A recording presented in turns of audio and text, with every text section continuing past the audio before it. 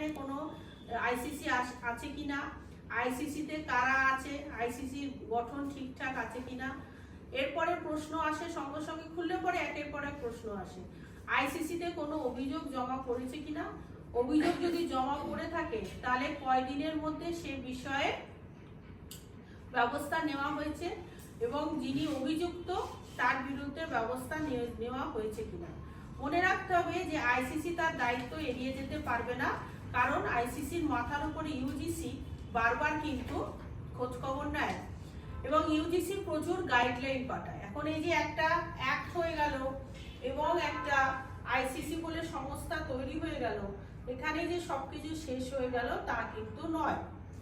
UGC বারবার বিভিন্ন রকম গাইডলাইন পাঠায়, তোমরা হয়তো জানতে পারো না, কিন্তু যিনি এমপ্লয়ার অর্থাৎ যিনি প্রিন্সিপাল তাকে কিন্তু উত্তর দিতে হয়। এই গাইডলাইনের মধ্যে এমনকি বলে দেওয়া আছে যে মেয়েদের জন্য কমন রুমের মধ্যে বাথরুম থাকবে, জল থাকবে, ইনস্টিটিউটের অর্থাৎ ওয়ার্কপ্লেসের সমস্ত জায়গায় যেন যথেষ্ট পরিমাণে আলো থাকে, একটি মেয়ে যাতে সব জায়গায় নিরাপদে সে যেতে পারে, অ্যাক্সেস করতে পারে, সেই ব্যবস্থা নিতে হবে, ইত্যাদি ইত্যাদি। তাহলে এই ইন্টারনাল, আমি একটু তোমাদের কাছ থেকে জানবো, আমি তো এবার কিছু কথা ঝড়ের বেগে বলে গেলাম, এবার আসলে যতবারই আসি একটু প্রশ্ন আসে, তাহলে পরে কি হয় তোমাদেরকে একটু বুঝিয়ে দেওয়ার সুবিধা হয়ে থাকে। এবার এই যে আইসিসি সম্বন্ধে তোমাদের কিছু প্রশ্ন থাকলে সেটা মনে মনে তৈরি করো। আইসিসি সম্বন্ধে তোমরা জানবে কি করে?